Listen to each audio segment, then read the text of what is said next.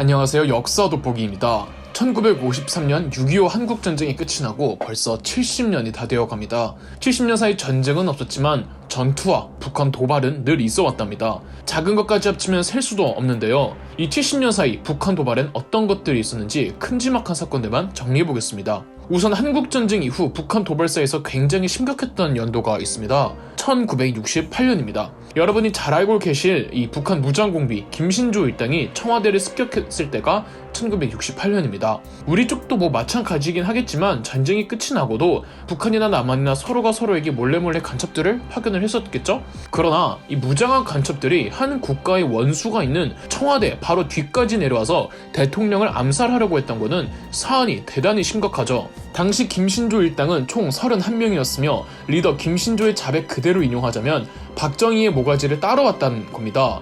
원래 북한의 최종 목표는 한국의 대통령 포함 주요 정계 인사들과 미국 대사관 사람들을 암살하고 교도소의 죄수들을 풀어 치안을 엉망으로 만든 다음 이걸 침략의 명분으로 삼으려고 했다는 겁니다. 김신조 일당의 작전이 그냥 대통령 암살 작전이 아니라 제2차 한국전쟁이 터질 뻔했던 그 명분을 만들기 위함이었던 거죠. 이 김신조 일당은 휴전선을 넘어 산들을 통해 서울까지 들어왔으나 순찰하던 경찰 수색망에 걸린 겁니다. 수색을 피하던 김신조 일당은 지금의 자하문 검문소에서 걸리자 현장에서 시가전을 벌인 뒤 도망칩니다. 이때 종로 경찰서장 최규식 총경이 전사합니다. 이후 일당은 인왕산과 북악산 사이사이에 숨어 있었으나 김신조는 세검전 계곡에서 체포됩니다. 이후 남은 간첩들을 색출해 소탕하는 전투가 이어졌고 지금 북악산에 가시면 이 당시 나무에 박힌 총탄의 흔적들이 그대로 남아있답니다.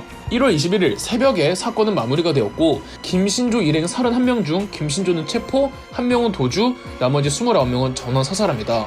우리 측 피해는 군경 23명이 사망했으며 자하문 검문소 전투에서 시내버스를 군용버스로 착각한 간첩들이 폭탄을 던지는 바람에 7명의 민간인 사상자도 나왔죠. 이때 사건으로 안보에 대한 경각심이 확 올라가서 향토 예비군이 창설된 거나 고등학교 교과 과목에 교련 수업이 있다거나 전부 이때의 사건에 충격을 받아서였으며 우리도 복수하자며 창설한 부대가 실미도 특수부대입니다. 나중에 7선 남북 공동성명 때 김일성이 이후락 중앙정보부장한테 사과하기는 합니다. 1968년에 있었던 또 한 번의 큼지막한 일은 푸에블로호 사건입니다. 이건 북한이 과감하게 미국을 건드린 사건이었는데요. 김신조 일당이 제거되고 고작 이틀 후에 원산 앞바다에서 북한이 미국 해군함 푸에블로호를 납치해버린 겁니다. 안에 있던 미국인 1명 사망, 82명이 인질이 되어버렸죠. 푸에블로호의 목적은 정탐 내지 정보 수집이었던 듯하며 미 국방부에도 가능한 북한의 해역에 최대한 근접하게 접근할 것이라는 지시 문서가 있었다고 합니다. 미국 정부는 인질을 풀어달라고 요청했으나 당연히 북한은 거절. 미국은 이에 한국에 있는 미군과 한국군 가용 병력을 총동원해서 전투태세에 들어갑니다. 해군 전함, 공군 전투기들 싹 다 대기 타고 있었죠. 정말로 제2차 한국전쟁이 터지기 일보 직전. 그러나 11개월이나 흐른 12월이나 되어서 북한과 미국은 인질 송환을 두고 극적 타결을 했고 12월 23일 판문점을 통해 82명이 송환되었죠. 당시 인질이었던 분들의 회고에 의하면 몇몇은 전기 고문을 당했으며 남한 스파이들의 시체를 보여주고 그랬답니다. 참고로 배는 돌려주질 않아서 푸에블로호는 아직도 북한에 있습니다. 1976년 8월 18일에는 판문점에서 북한군 30여 명이 공동경비구역 JSA에 근무하던 미 군인들을 기습 폭행한 사건이 있었습니다. 인명피해도 있었는데 미군 측 인솔자였던 아서 보니퍼스 대위가 북한군 어느 한 병사의 도끼에 머리를 맞아 사망합니다. 소대장 마크 베럿 중에도 도끼로 여러 차례 난도질되어 사망하죠. 사건인즉슨 판문점 주변에 우리 초소의 시야를 방해하던 미루나무를 절단하기로 하는데 북한 쪽에서 작업 중단을 항의했고 한국인 노무자들과 미군 몇 명이 한 10명 조금 넘는 인력으로 가지치기만 하기로 합니다. 우리가 충분히 설명하고 북한군도 수긍을 했는데 느닷없이 북한의 박철중이가 30여 명을 데리고 왔던 겁니다. 주한미군과 유엔군은 박정희 대통령에게 전시태세와 대포콘3를 요청했고 북한도 전시태세로 전환합니다. 1년 전 1975년에는 핸더슨 소령이 북한군에게 구타당했던 사건도 있었고 2년 전 1974년에는 북한이 제1조선인을 장기말로 내세워 박정희 대통령을 암살하려고 하다가 실패하고 대신 유경수 영부인이 암살됐던 일도 있었기에 굉장히 예민한 상태였습니다. 심지어 미국 본국에서도 한국에 1만여 명의 병력을 증파하기도 합니다.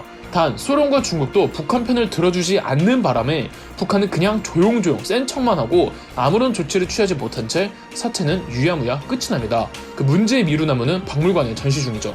1983년 10월 9일에도 정말 어이없는 일이 일어납니다. 이번에 북한 도발 공작은 하다하다 해외에서 벌어집니다. 1983년 전두환 전 대통령이 미얀마와 우호적인 관계를 체결하고 친선차 미얀마를 방문했습니다. 방문 의도 자체가 전두환이 가급적 많은 동남아의 국가들과 국교를 체결해서 북한을 외교적으로 고립시킬 목적이었습니다. 이러니 북한에서 고깝게 볼 리 없었겠죠. 미얀마에 가서 전두환은 당시 미얀마 대통령도 만나고 10월 9일에는 미얀마 독립운동의 영웅이자 현 아웅산 수치 여사의 친부인 아웅산 장군의 묘소를 들러 참배를 할 계획이었죠. 참배 인원 15명이 묘소에서 참배를 드리려는 찰나 묘소가 폭발을 해버린 겁니다. 15명 중 전두환 대통령을 포함한 2명만 살아남고 나머지는 그 자리에서 사망했으며 인근에 있던 기자들까지 총 17명이 희생되었습니다. 부총리, 외무부 장관, 미얀마 대사, 각 부처 차관, 비서실장, 대통령 주치의 등 다 폭발로 사망합니다. 이 사건이 아웅산 묘소 테러 사건입니다. 범인은 북한 공작원 3인, 3명 중 1명은 사살되었고 2명은 체포되었는데 이 2명도 1명은 사형 선고를 받아 사망했고 다른 1명은 무기징역형을 선고받고는 감옥에서 사망합니다.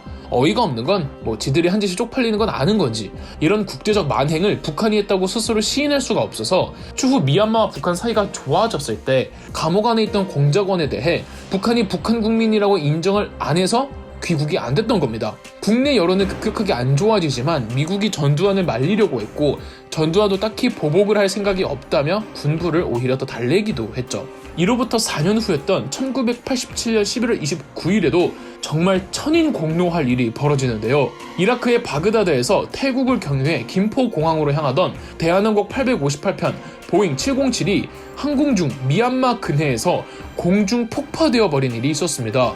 알고 보니 김승일, 김현희 등 북한 공작원들이 해당 여객기에 시한폭탄과 액체 폭발물을 숨겨두었던 겁니다. 그러곤 김승일, 김현희가 일본인으로 위장하는 바람에 미국은 물론 다른 외국 국가들까지도 북한에 강하게 항의했고 유엔은 북한 측의 만행을 비판하며 외교적 고립을 더욱 심화시켰답니다. 이로 인해 승객 99명, 승무원 20명 등 탑승 인원 115명이 전원 사망합니다. 테러의 목적이 무엇이었는지 알 수 없지만 아마 88 서울올림픽을 방해할 목적이었다는 게 유력합니다. 범인이었던 김승일은 작전 후 스스로 목숨을 끊었고 김현희는 자살에 실패하였고 한국으로 전향했다고 합니다.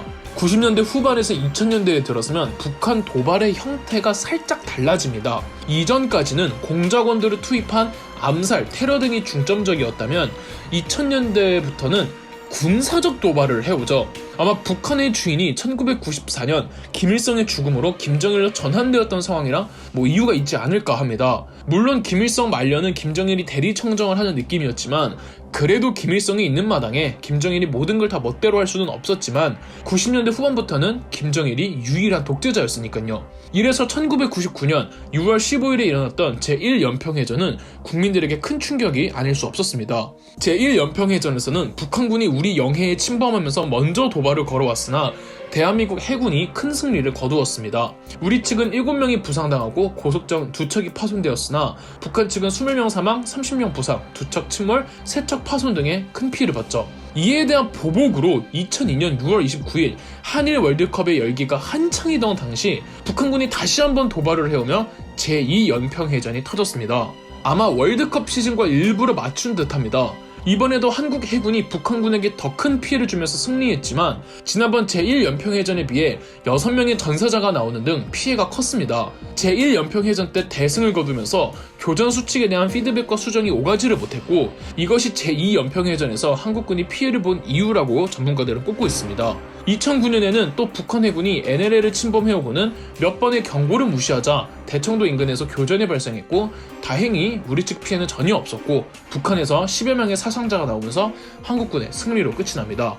이후로도 아마 다들 기억이 생생하실 텐데 2010년 이 한 해에만 천안함이 침몰되었고 연평도 포격 사건이 벌어지는 일들이 있었죠. 국방부 자료에 의하면 1954년부터 2010년까지 약 1640여 건의 침투가 있었고 1020여 건의 국지 도발이 있었다고 합니다. 이 중 지상 도발은 470여 차례, NLL을 월선한 경우는 490여 건, 해상 교전은 20여 건에 이르며 미사일 사격 등은 10여 차례에 해당한다고 합니다. 2010년 이후로도 벌써 10여 년이 넘었으니 그 횟수는 더 늘어났겠죠? 여러분, 임진왜란이 왜 그렇게 커졌을까요? 여러 가지 이유가 있었겠지만 그중 하나는 조선의 안전 불감증이었습니다. 아무리 평화가 지속돼도 국방에 있어서는 절대 경계를 늦추어서는 안 될 듯 합니다. 그럼 역사 돋보기였습니다. 영상 재미있으셨다면 구독과 좋아요, 알림 설정까지 해주시면 감사드리겠습니다.